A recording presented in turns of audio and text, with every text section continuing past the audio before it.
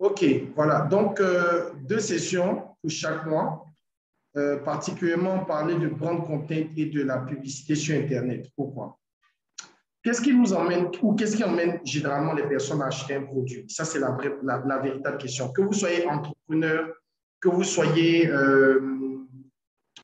professionnel du marketing, que vous ayez des marques à vendre qui derrière en soit des produits ou des services que vous vendiez en B2B, que vous vendiez en B2C ou en B2G. B2B, c'est-à-dire vous vendez à des entreprises. Vous êtes une entreprise qui vend à une autre entreprise. B2G, vous êtes une entreprise qui vend au gouvernement. Ou bien en B2C, vous êtes une entreprise qui vend à des clients définitifs. En vérité, vous devez pouvoir comprendre ce qui pousse les gens à acheter un produit. Je vais vous parler simplement ce soir de quelques éléments, ou sinon de l'élément principal qui déclenche en fait la décision d'achat. Les gens n'achètent pas en fait un produit en lui-même, ils n'achètent pas un service, ils achètent une image. Et ça, c'est vraiment très important. Une image, je vais dire en outre une perception. Les gens achètent parce qu'ils ont une émotion. Regardez, vous et moi, lorsque nous rentrons dans un magasin, prenons un magasin de chaussures, et qu'on veut acheter une chaussure tout de suite, on ne va pas prendre forcément la chaussure la moins chère, on va prendre la chaussure qui a un bon prix par rapport à ce qu'elle va nous permettre de gagner comme bénéfice ou comme satisfaction. La chaussure, ce choix peut être porté par le fait que cette chaussure ait une marque ou que la chaussure ait un design ou que la chaussure ait un trait particulier qui nous attire. Cela est pareil lorsqu'il s'agit pour nous, par exemple, de solliciter des services, que ce soit des services de plomberie, que ce soit des services de maçonnerie, que ce soit des services de peinture, que ce soit des services à plus haut niveau comme des services d'assurance, de sécurité ou des services bancaires. On va toujours aller vers ceux-là qui nous rassurent, ceux-là qui nous donnent l'impression en fait de pouvoir délivrer nos attentes. Et en vérité, c'est ce que les gens achètent. Et c'est très important. Maintenant, qu'est-ce qui arrive à construire cette image dans l'esprit des personnes? C'est un ensemble d'associations. Et là, je vais faire une pause pour être un peu plus détaillé. Ce qu'on appelle les associations, ce sont des phrases, ce sont des perceptions, ce sont des idées ou ce sont des pensées que les personnes ont de votre marque. Parmi vous, il y a plusieurs qui se sont inscrits parce qu'ils sont entrepreneurs. J'ai vu des personnes qui sont dans le bâtiment parmi vous. J'ai vu des personnes qui sont dans l'alimentation, dans la gastro, c'est comme ça on dit, la gastronomie, voilà. J'ai vu des personnes qui sont dans les services. J'ai vu plusieurs, vous avez différents profils, vous qui êtes inscrits à ces différentes sessions-là. Maintenant, comme je le dis, et je profite pour rappeler, les places seront limitées à 25 par session. Donc, pour ceux qui n'ont pas encore réglé, il y a 50 personnes qui sont préinscrites. C'est bon que vous puissiez régler. Je ne sais pas combien on est de ceux qui ont déjà payé, je ne sais plus à combien on est, mais en tout cas, il faut confirmer votre place selon la session que vous voulez faire. Maintenant, ce que je voulais dire, c'est que quel que soit le business que vous avez, ce qui se passe, c'est que les gens, en fait, associent des idées à votre business. Les personnes se disent, je vais contracter avec monsieur X ou madame Y parce que avec elle, je sens que le service est professionnel, je sens que les personnes, quand j'arrive, je suis bien accueilli, je sens, par exemple, que le produit qu'ils font, il est très bon, il est excellent. Mais c'est toutes ces associations. Si vous demandez à une personne, pourquoi est-ce que vous choisissez tel produit ou bien tel fournisseur par rapport à un autre ou telle marque par rapport à une autre, vous allez voir qu'ils vont vous donner un ensemble d'éléments. Ce qu'on fait généralement, c'est qu'on demande aux personnes, si vous devez acheter un téléphone portable, quels sont les éléments que vous recherchez quand vous achetez un téléphone portable? Les personnes nous disent, par exemple, la vitesse du processeur, on dit la qualité des images, la qualité des vidéos, la marque et tout cela. C'est tout ce qu'on appelle les associations. Quel que soit votre domaine d'activité, il y a un ensemble d'associations qui régit en fait ce domaine d'activité ou qui régit la perception. Même si vous êtes un organe de presse, il y a ce qu'on pense des organes de presse, ce que les marques, les entreprises vont penser des organes de presse et qui va guider les marques ou les entreprises à choisir finalement cet organe de presse. En gros, quel que soit ce que vous vendez, comprenez que vous êtes dans un groupe de produits ou un groupe de services auxquels sont associés ou sont liés des associations. Donc, les personnes, de façon inconsciente, et c'est là où c'est un peu plus complexe parce que c'est de façon inconsciente que les personnes, en fait, font des associations à des marques spécifiques. Si je vous dis tout de suite, et j'ai pris ces noms en dessin, si je vous dis tout de suite Laurent Gbagbo, à quoi est-ce que vous l'associez? Si je vous dis tout de suite BMW, si je vous dis tout de suite Alassane Draman Ouattara, si je vous dis tout de suite Alassane Ouattara, si je vous dis tout de suite iPhone, si je vous dis tout de suite HP, si je vous dis tout de suite Apple, à quoi est-ce que vous pensez? Vous allez penser un ensemble de choses. Faisons l'exemple pour être moins abstrait. Quand je vous dis iPhone, vous pouvez écrire dans le chat box à quoi est-ce que vous pensez, pour ceux qui ont la facilité de pouvoir écrire. À quoi est-ce que vous pensez quand je vous dis iPhone? Qu'est-ce qui vous vient en tête? À quoi est-ce que vous pensez? Ça, c'est le premier exercice. Le deuxième exercice, ce serait de vous dire, quand vous pensez au téléphone en général, pourquoi est-ce que, ou qu'est-ce qui vous motive à choisir votre marque de téléphone? À quoi est-ce que vous pensez quand vous voulez choisir votre marque de téléphone en général? Voilà, super. Je vois déjà des participants, c'est super. Donc, qu'est-ce qui vous emmène? Quelqu'un dit iPhone, ça lui fait penser à un téléphone. OK. À quoi d'autre est-ce que iPhone te fait penser? Voilà, super. Je suis bien content de voir vos réponses. Voilà, il y a Dégué qui dit le luxe. Il y a Marlène qui dit de jolies photos. Il y a Dégué qui dit le prestige, la qualité. C'est parfait. Merci pour votre participation. Effectivement, comme vous pouvez le voir à travers même vos réponses, il y a une association qui est faite. Donc, je sais par exemple que mon ami Dieket, il développe des applications. Donc, lorsqu'on émet le nom de ton application, lorsque tu vas prononcer cette application, il faut que les gens puissent associer des choses à cette application. Maintenant, le challenge ici de vous qui avez des marques ou des produits, que ce soit à votre propre compte ou que ce soit pour le compte d'une entreprise dans laquelle vous travaillez, le challenge, c'est que l'association qu'on fait à votre marque doit être une association qui motive à l'achat. En gros, vous devez comprendre quelles sont les associations qui emmènent les gens à acheter les produits ou les services de votre catégorie. Si je vends un service de consultance, quelles sont les associations que les gens font au service de consultance qui les emmènent à acheter? Pour être un peu plus pragmatique, les gens vont chercher un consultant qui s'y connaît dans la matière, qui est capable de délivrer un travail de qualité dans le temps et qui a des références, par exemple. Du coup, si moi je vends un service de consultance, je vais m'assurer que quand les gens pensent à ma marque qui est expertise, ils puissent se dire oui, certainement, les personnes de expertise, ce sont des personnes qui ont la compétence, ce sont des personnes qui font un service de qualité, qui le font dans le temps. Mais si les personnes se disent non, non, non, expertise, ce n'est pas une entreprise qui fait le travail dans le temps, vous voyez que cette perception, du fait qu'elle soit négative, lorsqu'ils vont penser à passer à l'acte d'achat, ils vont se rétracter. Donc, souvent, on perd, et souvent et généralement pour tout le monde, on perd des clients parce qu'on n'a pas les bonnes associations. On ne crée pas dans le cerveau des gens les idées qu'il faut pour que les personnes puissent passer à l'action. Ça, c'est la première chose que vous devez retenir. Maintenant, comment ça se fait? Cela se fait, pour pouvoir créer des associations, ça se fait à travers la communication. Ce que je veux dire, ne pas communiquer, c'est aussi communiquer. Si vous ne dites rien, les gens vont penser des choses à votre place. Donc, il faut emmener les gens à penser ce que vous voulez qu'ils pensent de vous. Et le but, justement, de la communication, c'est de pouvoir renforcer les associations, c'est de renforcer les images que vous voulez que les personnes aient de vous, aient de votre produit ou aient de votre marque. Pour cela, je vais vous donner cette grande allégorie. La perception, c'est quoi? C'est comme un grand mur ou c'est comme une grande maison. Prenons la perception. Je vais donner un exemple que tous on a. C'est comme si vous devez construire la tour du Sofitel, ce qu'on appelle l'ancien hôtel Ivoire.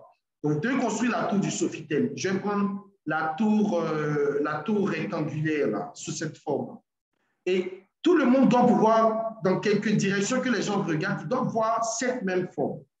Maintenant, ce qui se passe, c'est que chaque jour, on va ajouter une brique ou un ensemble de briques pour pouvoir donner en fait à cet édifice à la forme qu'il a.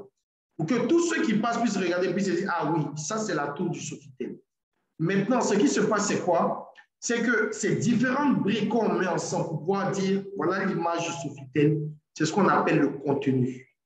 Le contenu, c'est l'ensemble, et je vais revenir là-dessus, c'est l'ensemble des différentes communications que vous allez mettre en œuvre pour que votre client, dans son esprit, en associant les différentes briques, il arrive à une association à votre marque. Donc, le contenu, il est très important lorsque vous vendez. Pour ceux qui veulent vendre pendant longtemps, c'est-à-dire qui veulent vendre pendant 100 ans, même quand vous ne serez pas là, qui veulent avoir des business rentables. Peut-être que votre business est petit aujourd'hui. Il n'a pas besoin d'avoir une grande taille pour être très rentable. Parce que justement, si vous appliquez les bonnes choses aujourd'hui, il va grandir, grandir, grandir et devenir rentable. Ce qui fait la force des grandes marques comme Coca-Cola, comme Maggi, comme Nescafé, comme Nestlé, comme Heineken, comme PwC, comme Deloitte, comme HP, comme Microsoft. C'est parce que c'est ce qui fait leur force, c'est que ces marques sont arrivées à donner une image cohérente, une image constante à tout moment. Aujourd'hui, que vous alliez en Asie, que vous soyez en Europe, que vous soyez en Amérique, que vous soyez en Afrique, quand vous dites Microsoft, vous pensez tout de suite aux géants, à l'un des géants de l'informatique qui est capable de développer non seulement des hardware, donc du matériel, mais aussi des software, donc des logiciels de pointe et accessibles à tous. Et je n'invente rien. Si on fait tout de suite un sondage et on demande aux personnes qu'est-ce que vous pensez de Microsoft, mais ce que les gens pensent de Microsoft n'est pas venu par hasard. Ça vient par rapport à ce que Microsoft est capable de montrer chaque jour en termes de contenu. Le premier contenu que vous avez, ce sont vos produits ou vos services, ou la qualité de vos produits ou de vos services. Vos produits, vos services, comme on le dit, parleront pour vous. Ça, c'est le premier contenu que vous devez avoir et il doit être parfait. Le deuxième contenu, maintenant, ça sera dans l'expression de ce produit-là. Comment ce produit se montre. Donc, l'emballage d'un produit, c'est un contenu. Ça, vous devez le comprendre. Mais au-delà de cela, comment est-ce que le produit se rend disponible?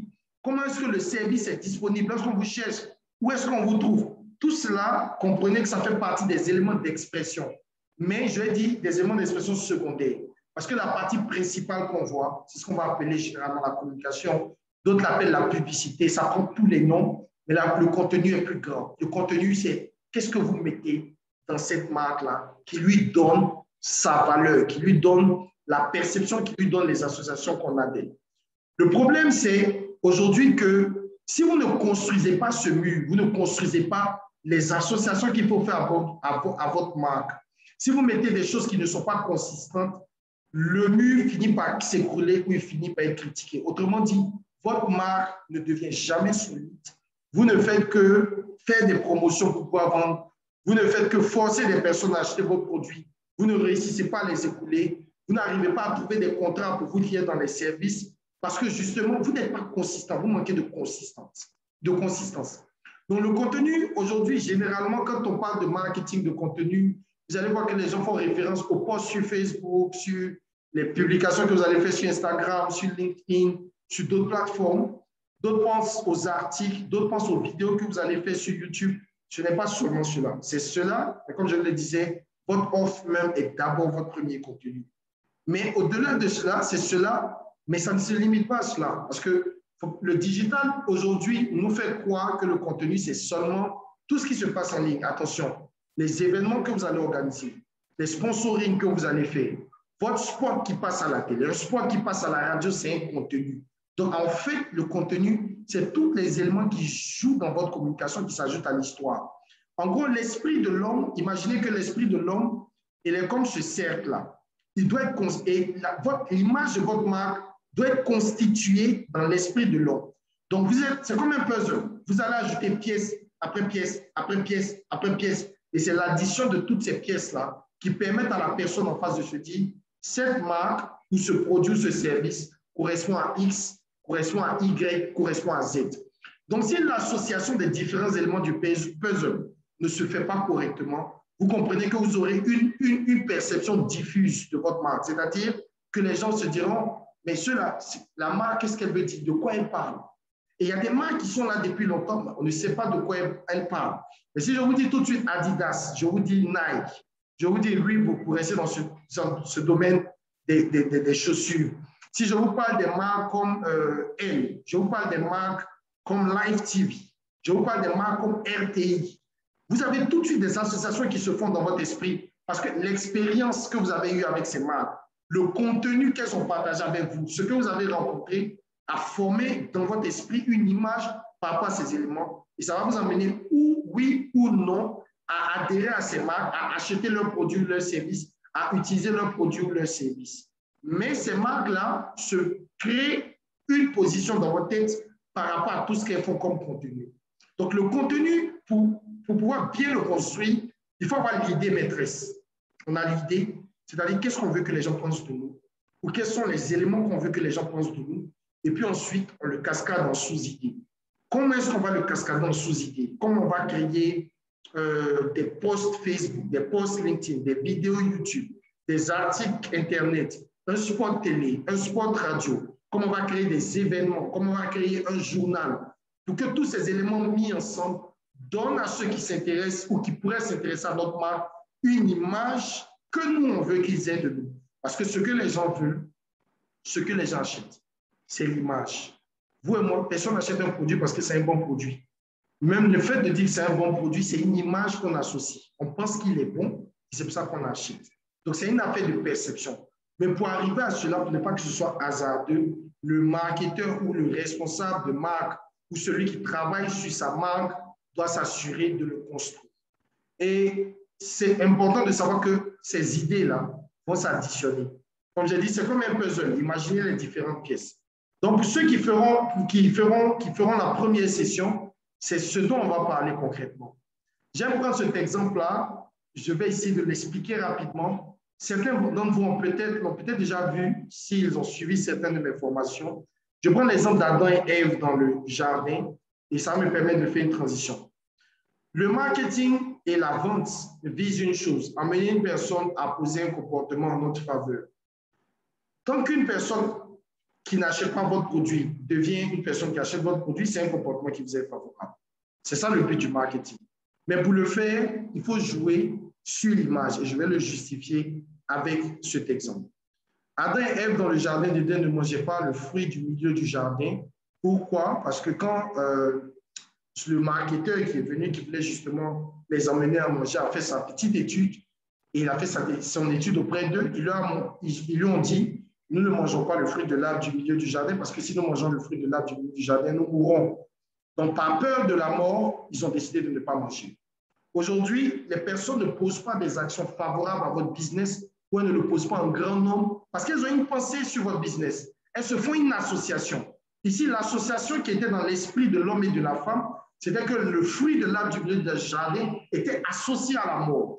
Si les gens n'achètent pas vos produits ou ne les achètent pas dans les quantités ou dans les proportions que vous voulez, c'est parce qu'il y a une association qui vous est négative, qui est liée en fait à l'achat de votre produit ou si elle existe. Sinon, elle n'existe peut-être pas. C'est-à-dire que les gens ne vous connaissent même pas, donc ils ne poseront pas d'acte.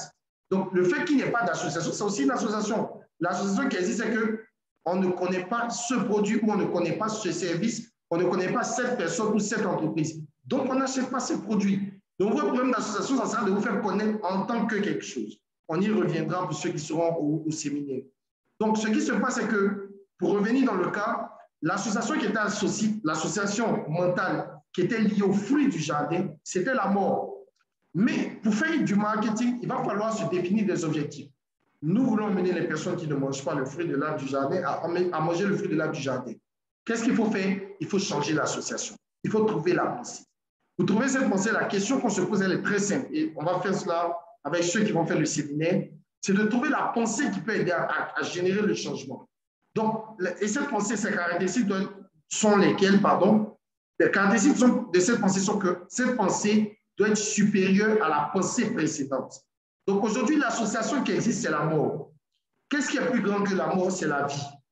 Donc, dès qu'on arrive à leur dire qu'au contraire, au lieu de voir dans ce fruit-là, le fruit de mort, et qu'on arrive à les justifier qu'au contraire, dans ce fruit de mort, c'est plutôt un fruit de vie que vous avez, l'homme et la femme vont manger. C'était l'équation marketing que le serpent avait à résoudre. Il a réussi à résoudre son équation. Il s'est posé la question, mais qu'est-ce qui est plus fort que la perception de la mort? Il a trouvé que c'est la vie. Pour ceux qui lisent l'histoire, il est clairement écrit qu'il leur a dit, c'est faux, parce que Dieu sait que si vous mangez le fruit de l'arbre du milieu du jardin, vous deviendrez comme des dieux, connaissant le bien et le mal. Donc, il leur a dit, vous deviendrez comme des dieux. Et vous savez, naturellement, Dieu est plus grand que la mort. Qu'est-ce qui s'est passé? Dans l'histoire, on dit que la femme a pris le fruit. Le fruit, elle a trouvé qu'il était agréable à la vue, précieux pour ouvrir l'intelligence. Un fruit qu'elle avait vu pendant plusieurs années, plusieurs périodes. Ce jour-là, elle a décidé que le fruit était bon. Disons, ses yeux se sont ouverts. Ce qui va amener vos clients à avoir les yeux ouverts sur votre business. À se dire, tiens, ce business, il faut que j'essaye de travailler avec lui. Ou avoir les yeux ouverts sur votre marque. pour acheter désormais vos produits, c'est votre capacité à leur donner une association qui est supérieure à l'association qui les maintient dans l'inertie. Et ça, c'est le travail du contenu. Donc, si on regarde cette histoire, le diable n'a pas eu besoin de faire plusieurs contenus. Il a un seul contenu, pardon. Ce seul contenu, c'était sa seule communication avec l'homme et la femme. Donc, le contenu, on n'a pas littéralement besoin de faire, par exemple, des posts tous les jours sur Facebook, sur LinkedIn, sur Instagram, sur YouTube. Il y a des gens qui pensent qu'il faut avoir un post chaque jour pour pouvoir attirer des clients. Il y a une astuce là-dedans, je reviendrai dans la leçon sur la publicité. Oui, ça peut payer, mais ce n'est pas la chose qui compte d'abord. Il faut que l'élément soit pertinent, il soit cohérent et qu'il construise l'image. Avec un seul élément, vous pouvez déjà atteindre vos objectifs. Par contre, vu que nous sommes dans un siècle de vitesse, où tout va très vite, l'information va très vite, vos concurrents sont actifs, oui, à un moment, naturellement, il va vous falloir de la répétition. Donc, pour la répétition, c'est ce que je vais enseigner dans la première session. Comment on va construire une stratégie de contenu, comment déjà trouver l'idée qu'il faut vendre, qui va activer les associations positives à votre business. Ensuite, comment on va découper cette idée-là en éléments tangibles. Vous allez faire des activités physiques, pour ceux qui vont vouloir, pour ceux dont le plan va montrer qu'on doit arriver sur des séminaires, sur des ateliers, sur des rencontres, du sponsoring, on va y arriver. Pour ceux dont la stratégie va imposer qui créent des spots télé, pour ceux dont la stratégie va imposer qui créent des spots radio, pour ceux dont la stratégie va imposer qui travaillent sur le digital uniquement, on va arriver à un contenu qui va les aider à développer leur marque. Maintenant, un seul élément peut suffire. Et pour ceux qui veulent vendre en ligne, il y a une réponse. Vous faites juste une pub. Elle est bien. Vous pouvez utiliser cette seule pub pendant toute une année. Aujourd'hui, je relativise et je dis généralement pendant 3 à 4 mois pour pouvoir vendre votre produit, votre service. Vous n'avez pas besoin de faire des posts tous les jours. Il y a des entreprises qui font un post pendant 6 mois et ce seul post, ça leur permet de générer des centaines de millions de dollars. Parce que le post, c'est un seul contenu, mais c'est un contenu qui contient l'essentiel. Donc, la quantité du contenu n'est pas le problème, c'est la qualité du contenu. Et l'autre problème, c'est que tout se passe dans le nombre. Pour ceux encore qui me suivent, vous avez déjà vu cette matrice que j'ai montrée, que j'appelle la clientélisation. La clientélisation vous stipule que pour que des personnes posent une action favorable, donc pour que les personnes achètent votre produit, par exemple, il faut qu'elles soient passées par le cycle précédent qui impose qu'elles vous aient rencontré, donc qu'elles ont entendu parler de vous. Ensuite, d'un deuxième niveau, qu'elles soient intéressées, et quand elles sont intéressées, elles vont passer à l'achat. Et vous voyez que les dimensions, pardon, ou les surfaces, en fait, des différentes formes diminuent quand on passe depuis la phase de notoriété jusqu'à la phase d'achat. C'est-à-dire que si le nombre de personnes aujourd'hui qui vont vous rencontrer, qui vont entendre parler de vous, il y a un nombre d'entre eux qui vont s'intéresser à vous, qui vont se dire, quand je dis vous, c'est votre business ou c'est votre produit, votre service, ou votre marque, il y a un certain nombre de ces personnes-là qui va s'intéresser à vous. Et parmi ceux qui s'intéressent à vous, il y a un certain nombre qui va vous acheter. Tout le monde ne va pas vous acheter. Donc, ne pensez pas que c'est parce que vous avez un bon contenu, vous avez une bonne manière de communiquer, que les gens vont vous acheter systématiquement à 100%. Il y a des déperditions et c'est une loi de la nature, c'est obligatoire. Maintenant, votre travail, ça sera de comprendre c'est quoi cette déperdition, à quoi elle ressemble, combien de pourcentage, combien de personnes je perds chaque fois. Ça, c'est dans l'exercice qu'on va le faire. Mais le plus important, c'est de comprendre que si vous voulez multiplier en vérité vos achats ou les achats de vos produits ou de vos services, c'est de travailler sur le grand nombre. Voilà pourquoi les grandes entreprises ou les grandes marques, les marques internationales que nous connaissons, j'aime bien Coca, je cite toujours Coca, vont faire des publicités à longueur de journée sur toutes les grandes chaînes dans le monde entier, vont faire de grands panneaux, vont faire du digital, vont faire de grands événements, parce que ce que Coca cherche à faire continuellement, c'est de renouveler ce qu'on appelle la notoriété, et pour être plus précis, la notoriété top of mind, c'est-à-dire d'être dans votre tête en première position. Donc, le travail, en fait, d'une marque ou de toute personne d'abord qui veut vendre, c'est de s'assurer que chaque jour, il y a des personnes et de nouvelles personnes qui entendent parler de nous. Le plus elles entendront parler de nous avec le bon message, elles vont s'intéresser à nous. Quand elles ont le bon message, c'est-à-dire qu'elles ont eu le bon contenu, la bonne idée, celles qu'on saura activer davantage, elles vont passer à l'achat. Il y en a qui ne passent pas à l'achat pour diverses raisons. Ça peut être des raisons financières, différentes raisons. Mais dans tous les cas, 100% ne passeront pas à l'achat.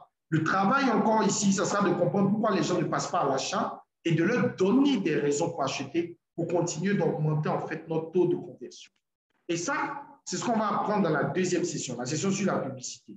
Pour arriver en fait à faire des ventes, il faut avoir du grand nombre. Donc, ceux qui ne font pas de la publicité, même si vous avez un bon contenu, vous n'allez jamais dépasser le seuil que vous avez. Ce n'est pas une malédiction, mais c'est comme ça que ça fonctionne. Il faut que vous puissiez avoir un objectif maintenant, c'est de passer au grand nombre. J'ai aidé une cliente dans le mois passé, c'est ça, le mois de septembre. Donc, on a eu une session, je prends aussi des sessions en privé. C'est relativement plus cher, coûteux.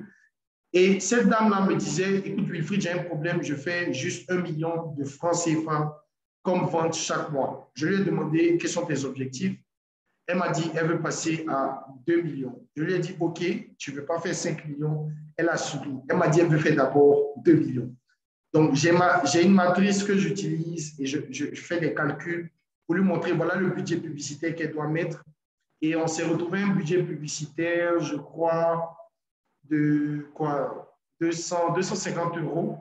Voilà à peu près. Donc, 250 euros, un peu moins de 200 000 qui lui auraient permis, par exemple, de pousser son chiffre. Donc là, récemment, elle m'a envoyé son bilan, je crois, hier. Elle a dépassé ses chiffres. Elle a fait plus de 2,5 millions. Et donc là, maintenant, je lui ai dit, écoute, tu as vu que tu as compris que c'est possible. Passe maintenant, en fait, à 5 millions. Et après, elle passera à 10 millions. Donc, j'ai aidé plusieurs entrepreneurs sous cette forme. Ça, c'est vraiment le plus récent. C'était hier. Qui, en fait, ne comprenaient pas ce principe-là. Le seul problème, c'est la compréhension du principe. Si vous comprenez qu'il vous faut du nombre, pour avoir plus de ventes, vous allez commencer à exposer votre message publicitaire à plus de monde et ça va vous donner plus de ventes. Mais ça ne se fait pas, en fait, de façon hasardeuse. Il y a des règles. Donc, le média compte. Sans promotion, vous êtes limité. Et je prendrai le temps d'expliquer dans la session sur la publicité. Si vous ne touchez pas beaucoup de personnes, vos ventes sont absolument limitées. Donc, ce qu'on va faire en brand content le samedi, c'est d'identifier l'idée à vendre, c'est de la découper en contenu pour construire une image cohérente. Désolé pour les quelques erreurs de frappe. Mon clavier est un peu anglais, donc il y a des accents, il y a des E qui sautent, désolé. Je vais vous apprendre à établir un plan de diffusion du contenu par média. Comme je vous ai dit, le contenu n'est pas que digital. On va faire du digital et du hors digital, donc ça, c'est l'avantage.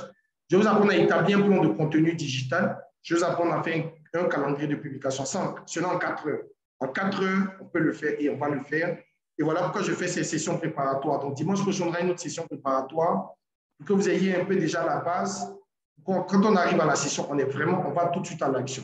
L'avantage, c'est que c'est un atelier. Ça veut dire quoi? Ce n'est pas une formation où je viens juste partager et puis vous prenez, vous partez. Sur place, on applique. Quand je finis de donner l'exemple, le contenu, vous le prenez, vous l'appliquez sur place. Et puis, je corrige. Je vais passer de table en table.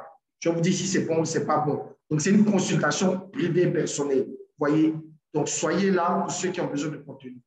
Maintenant, en publicité, je vais parler des bases de la publicité qui convertit. Je vais vous parler d'une matrice que j'ai mise en place qui s'appelle les 5 B. Et je l'ai libellée ici. La bonne offre, la bonne créative, le bon budget, la bonne technique, le bon ciblage. Je vais vous apprendre comment faire tout ça pour multiplier vos ventes. Et on va les pratiquer sur les plateformes principales, Facebook, Instagram, LinkedIn, c'est cher. Et puis, on va faire un peu de Google. Voilà, Google, je mets un point astérisque. Avec Facebook et Instagram, déjà, vous pouvez multiplier vos ventes de façon exponentielle. Voilà ce que j'avais à partager avec vous. Je vais prendre quelques questions. C'est une session qui ne serait pas longue, c'est une session de prise de contact. Et puis dimanche prochain, on aura une deuxième session préparatoire. Et puis on se retrouvera le 30 à Abidjan au Pan Club. Ceux qui ont déjà fait le paiement. Comme je l'ai dit, vous êtes 51 inscrits. Je vous montre les chiffres officiellement. Et les 50 veulent faire les 2 sessions. La plupart, je ne prendrai pas 50, je prendrai 25. Donc, ceux qui n'ont pas encore payé, comme je vous ai dit, la date butoir, c'est le 15. Si le 15, vous n'avez pas payé, je serai obligé d'effacer vos noms de la liste et puis garder ceux qui ont payé. Si j'ai atteint les 25 personnes avant cette date, malheureusement, je serai obligé aussi de vous reprogrammer pour la prochaine session. La prochaine session, je pense qu'elle sera en novembre, à confirmer, sinon en janvier. Donc, je vais tenir des sessions digitales, je les appelle les ateliers pratique du marketing digital, ce ne sera pas de la théorie, ce n'est pas une formation, c'est un atelier, c'est-à-dire qu'on travaille en présentiel. Donc, essayez d'y aller. Oui, le projet, ce que je vais corriger, effectivement, Jesus, ça sera effectivement ça sera en fonction de votre projet. Je vous forme, vous l'appliquez sur votre projet personnel, je corrige le contenu. Ceux qui vont faire la session sur la publicité, quand je les forme, on corrige leur pub. Ceux qui auront leur carte magnétique, qui pourront lancer leur pub, qui auront leur visuel, on va lancer la pub. Et pour ceux, si on lance plus tôt, certains vont commencer à voir les résultats le même jour, peut-être même pendant la session. Voilà, donc ça sera un atelier pratique, il ne sera pas du tout théorique, et donc je vous invite vraiment à participer.